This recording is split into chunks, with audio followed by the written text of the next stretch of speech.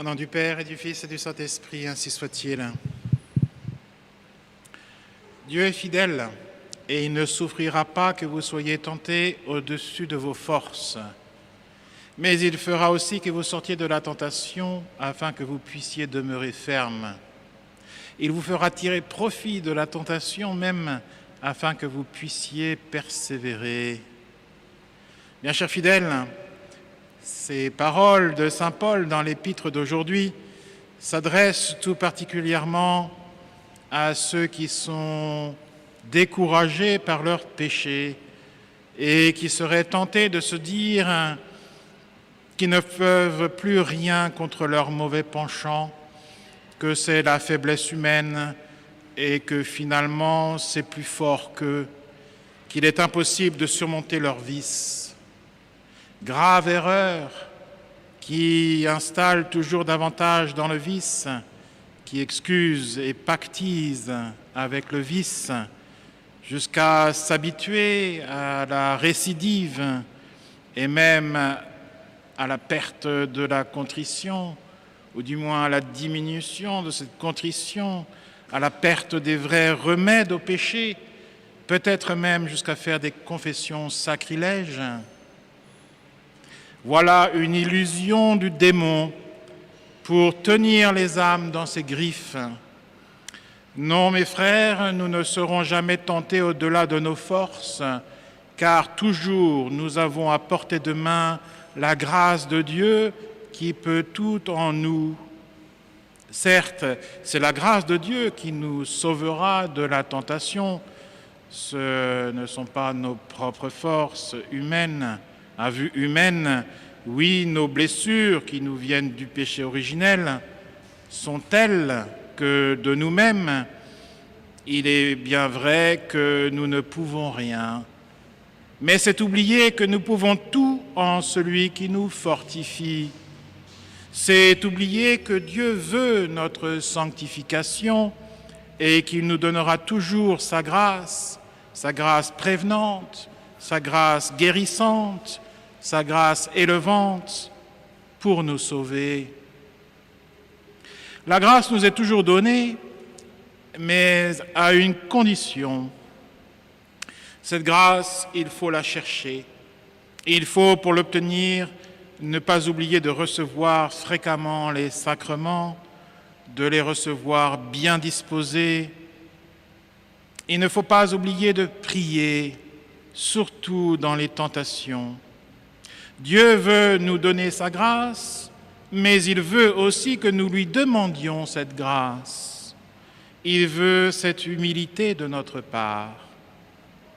Il veut cette humilité de notre part de nous reconnaître pécheurs, de reconnaître que nous sommes dépendants de sa grâce pour vaincre le péché.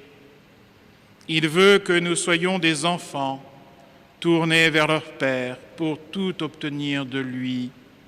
C'est pourquoi notre Seigneur nous a dit que si nous ne redevenions pas comme des enfants, nous ne pourrions pas entrer dans son royaume.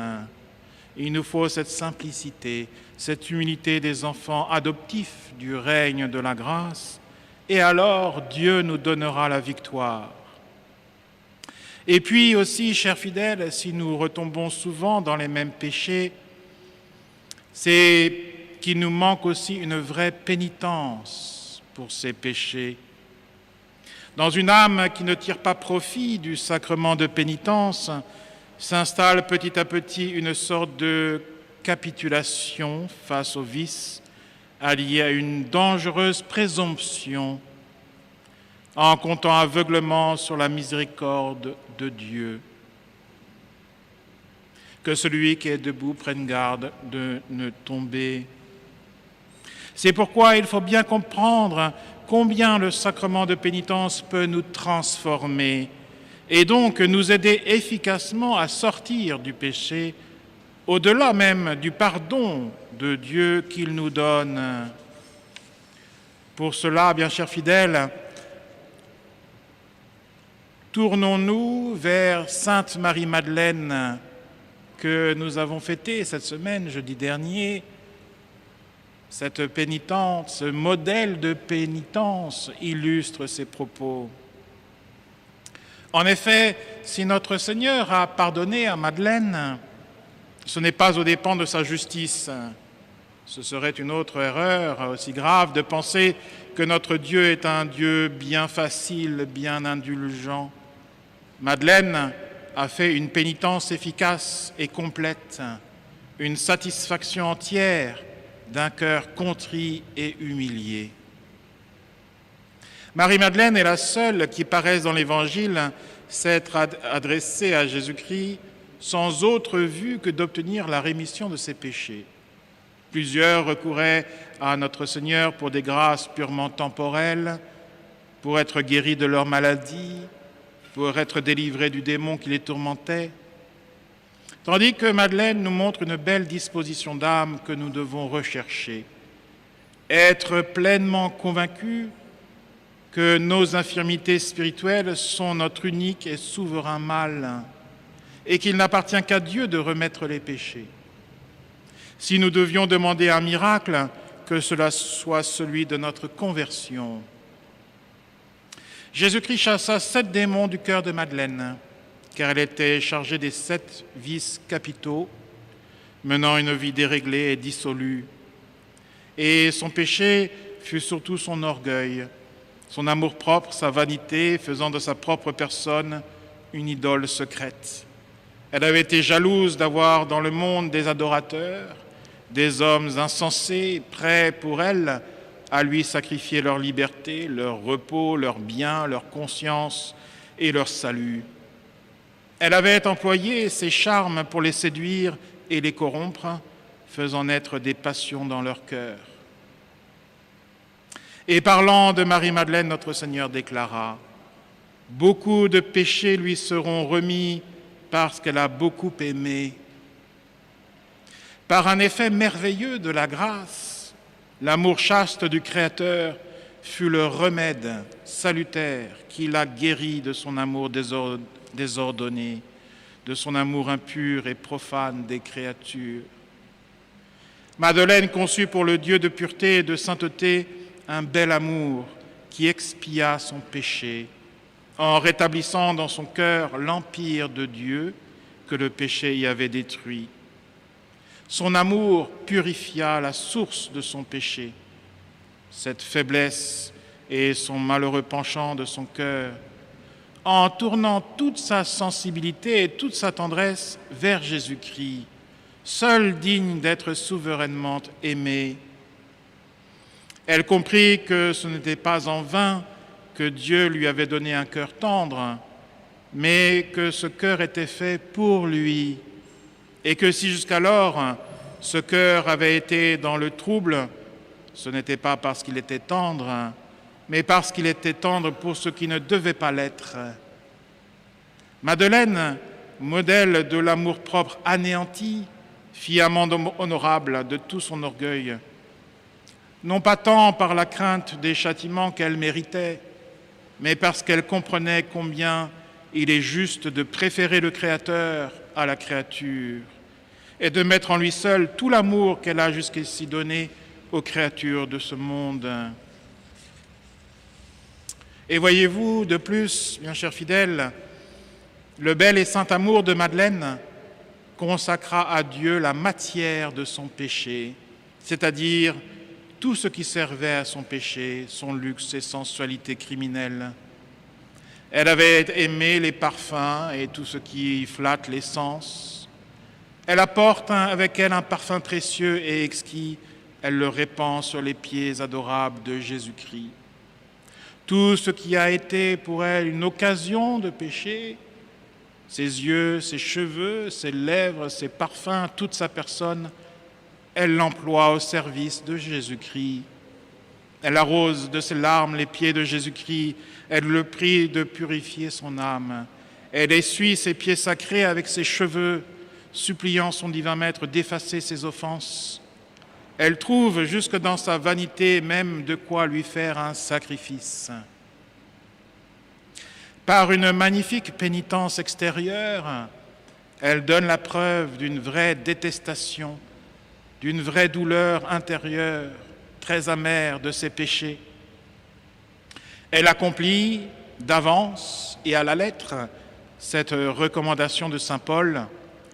Comme vous avez fait servir les membres de votre corps à l'impureté et à l'injustice pour commettre l'iniquité, faites-les servir maintenant à la justice pour la sanctification de vos âmes. Voilà une pénitence solide, sacrifier à Dieu ce qui a été la matière du péché. Car être converti et rester mondain, vain, esclave de son corps, c'est une illusion. L'expiation exige le renoncement au péché, le renoncement aux occasions de péché. Enfin, l'amour de Madeleine répara le scandale de son péché, le mauvais exemple qu'elle avait donné à toute la ville de Jérusalem, en la déterminant à changer de vie par une conversion éclatante. Madeleine était une pécheresse connue dans toute la ville par sa vie mondaine et déréglée, mais désormais, autant elle s'était déclarée pour le monde, autant elle veut maintenant se déclarer pour Jésus-Christ. Elle ne cherche pas à lui parler en secret, elle veut que ce soit en plein jour, en public. Elle ne craint pas ce qu'on en dirait, le qu'en dira-t-on, toutes les railleries qu'elle s'attirerait. Au contraire, elle veut que le bruit se répande. Pourquoi cela? Afin de glorifier Dieu par sa pénitence, autant qu'elle l'avait déshonoré par son désordre. Afin de gagner à Dieu autant d'âmes par sa conversion qu'elle en avait perdu par son libertinage. C'est pour cela qu'elle entre dans la maison de Simon le pharisien, remplie d'une sainte audace. Elle n'avait rougi de rien lorsqu'il s'agissait de satisfaire sa passion, et maintenant elle ne rougit de rien lorsqu'il s'agit de faire une solennelle réparation au Dieu qu'elle aime. Foulant aux pieds tout respect humain, méprisant les discours du monde, ne songeant qu'à se réconcilier avec son Rédempteur, elle s'humilie d'une humilité héroïque. Elle est prosternée, suppliante. Et ce n'est pas assez pour elle de s'humilier devant les hommes, elle veut surtout s'humilier devant Dieu. La confusion que lui causent ses péchés l'empêche de paraître face à face avec le Sauveur. Elle se tient derrière lui, prosternée à ses pieds. Enfin, après avoir obtenu la rémission de tous ses crimes, Madeleine témoigna à Jésus-Christ son ferme propos, sa reconnaissance, sa gratitude. Voyez-vous, beaucoup de personnes, lorsqu'ils reçoivent la rémission de leurs péchés, ne font pas de vraie pénitence. On se félicite d'être déchargé par le sacrement de pénitence d'un lourd fardeau, mais parce qu'on a entendu ces paroles consolantes du prêtre, vos péchés vous sont pardonnés, on s'en croit absolument quitte. On vit dans une tranquillité, un repos souvent très dangereux, au lieu de dire comme David, que rendrai-je au Seigneur?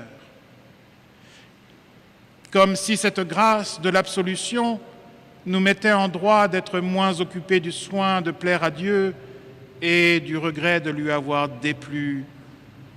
On regarde la rémission de ses péchés comme un soulagement et non comme un engagement. On regarde la rémission de ses péchés comme un soulagement et non comme un engagement. On la considère par rapport à soi et non par rapport à Dieu. On veut jouir des fruits qu'elle produit sans accomplir les devoirs qu'elle impose. On veut en goûter la douceur sans se mettre en peine des œuvres de pénitence. Alors, apprenons aujourd'hui, chers fidèles, à nous détromper de ces erreurs. Apprenons ce que doit à Dieu un pécheur converti et ce que Dieu en attend. Madeleine nous l'enseigne par les progrès qu'elle fit dans l'amour de son Dieu. Parce que ses péchés lui avaient été pardonnés, elle se dévoua par un attachement inviolable à cet homme Dieu, à notre Seigneur Jésus-Christ, pendant qu'il vécut sur la terre. Parce que ses péchés lui avaient été pardonnés, elle lui marqua une fidélité héroïque dans le temps de sa passion, de sa mort. Le troupeau de Jésus-Christ s'était dispersé, les apôtres avaient pris la fuite, Saint Pierre, après sa chute, n'osait plus paraître, les colonnes de l'église étaient ébranlées, et Madeleine, avec la mère de Jésus, demeurait ferme et intrépide au pied de la croix. Madeleine, avec la mère de Dieu. Elle demeura même avec une invisible persévérance auprès de son tombeau, et quand elle crut à la résurrection, elle le chercha avec toute la ferveur d'une épouse saintement passionnée. Nous aussi, bien chers fidèles, soyons fidèles à la grâce si précieuse de notre conversion, qui a tiré notre âme de l'abîme du péché. Cette grâce nous oblige à être fidèles à Dieu dans toutes les épreuves de cette vie, à être constants dans son amour, tandis qu'il nous éprouve par la croix. Mais n'être à Jésus-Christ et ne se déclarer pour lui que lorsqu'il n'en coûte rien, ne le suivre que jusqu'à la scène et l'abandonner lâchement au calvaire, c'est oublier qu'on a été pécheur. C'est oublier l'insigne faveur dont nous lui sommes redevables. Si nous ne pensons pas devoir beaucoup, si nous ne regardons le pardon de nos péchés que comme un léger bienfait, alors nous n'avons pour l'auteur de notre salut que peu d'amour. Madeleine savait qu'elle devait beaucoup et elle a compté pour une faveur insigne la rémission de ses péchés. Chers fidèles, la manière la plus efficace d'obtenir notre pardon et de ne pas retomber dans le péché est d'apprécier à sa vraie valeur la grâce du pardon de nos offenses et d'aimer beaucoup notre Rédempteur. Beaucoup de péchés lui seront remis parce qu'elle a beaucoup aimé, ainsi soit-il. Au nom du Père et du Fils et du Saint-Esprit, ainsi soit-il.